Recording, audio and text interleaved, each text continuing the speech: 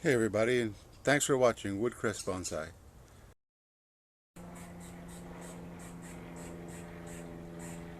So I don't know why, but my camera turned off, did something, I don't know, I really don't know. So I don't even know when it turned off or where I was in the process. So I'm going to start over as if I've done nothing, and we'll just try to figure it out once I go back into my office. So I had a little sucker right here that we took off, and then we took off almost this entire branch that was coming across. So now we've got the trunks much clearer, so we can now see the movement and everything. And boy, it sure would have been nice for this right here to be the leader of the parent part,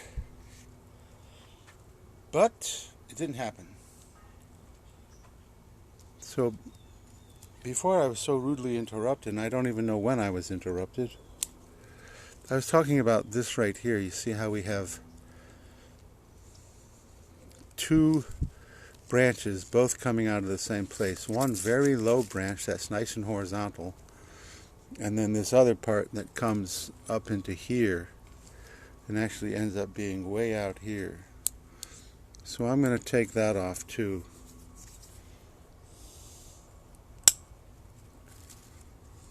And then really shorten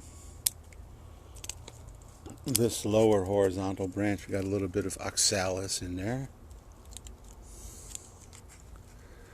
So whenever I'm doing a parent and child, I still want the trees to have first main branch, second main branch, etc., but they just accentuate each other. So the child, since it's smaller, will have a lower first main branch. And then the parent's first main branch will be up into here. And then the child has grown so vigorously. So let's study it here, see what we've got going on.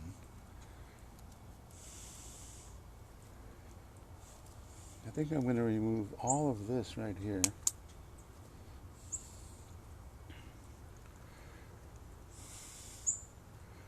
And perhaps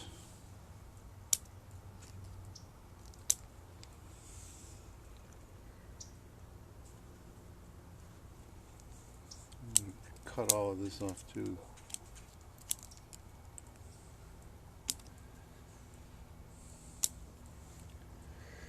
So our child is going to be about into there. So with the parent, we have some things that I never really want to promote, unless I'm going to make a real craggy, twisted kind of crazy tree. So this branch here, if I wanted this to come down and then come back out to make a more twisted, craggy tree, I would save that. But typically, downward growing branches come off.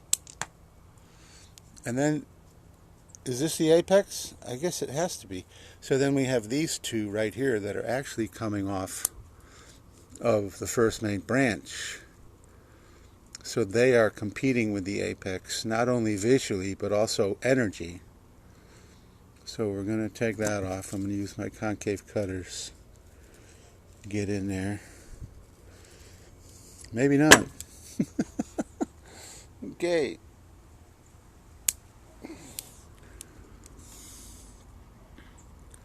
And you can see here on this part, I've trimmed this part back quite a bit because I didn't want it growing way out here unless I did some kind of weird windswept thing. I don't think I've ever seen a parent and child in the windswept style. So we've got a back branch that can get shortened. I'm going to try to shorten all the rest of this.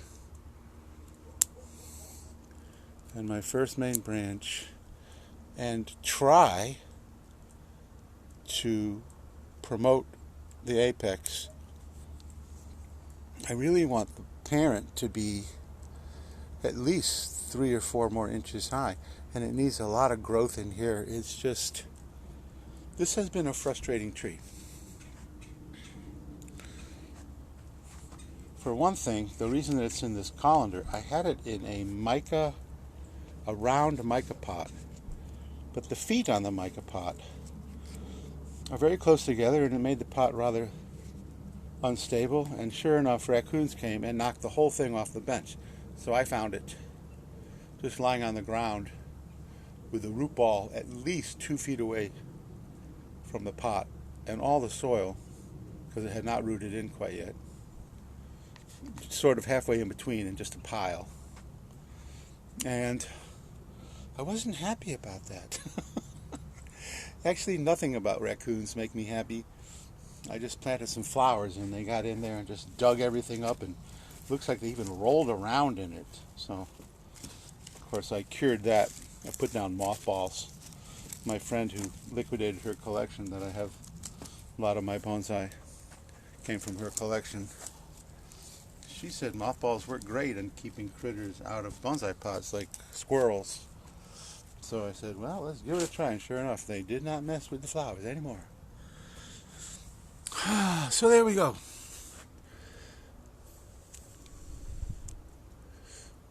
And this is so heavy right here, but for now I'm just going to keep it. It may end up just coming off completely like that once I can get something off of the apex to replace that visually. So, take it, let me cut some more off here so I can get my fingers in there. So take all of that off, and then once I get some growth coming in here, produce the top of the tree all from this guy, because this is just so heavy. And the child also probably needs some work too. It's been a frustrating tree. And the reason it has the rocks is to keep the raccoons from knocking it off the bench again. And rocks work pretty well. Rocks will keep the tree stable in the pot, but they also add a whole bunch of extra weight so stuff can't knock it off. Because I wired a tree into the pot the other day, but that doesn't stop raccoons from knocking the whole thing off the bench. So the rocks keep it much more stable. So there we go. Parent and child. Shillings holly.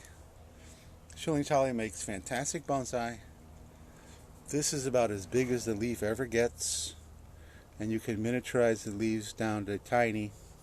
They produce really thick trunks really fast. They grow fairly quickly. They're pretty tough. They but they are salt tolerant, fairly drought tolerant, although that can change in a bonsai pot. And fairly easy to trim. They're bottom dominant plants, so they never get wild and crazy like something like a parrot's beak. One drawback they do have is they have very soft wood. So wood will begin to rot if it's exposed. And wood-eating insects love to eat Ilex shillings. There was a time when I actually thought of cutting this sucker right down the middle, just sawing it in half, making 2 entirely different trees. But then the scar would be right at ground level, and that would just promote rot. And so I've held off. I can still do that if I want. I've held off so far. So there we go, parent and child. Not sure if I'm even going to put this in a bonsai pot even next spring. I'll probably give it a root pruning. Shillings are a temperate plant. They grow in the ground as landscape plants all the way up through zone 7. And they're very popular here in zone 10 as landscape plants. So if you want to try one as bonsai, even if you live all the way through zone 7. The one thing that, since a bonsai pot has the roots exposed to the air basically, the roots are not in the ground, you may still need to do some cold protection to keep the roots from freezing solid if you live in those areas. So that's it for this video. Thanks for watching.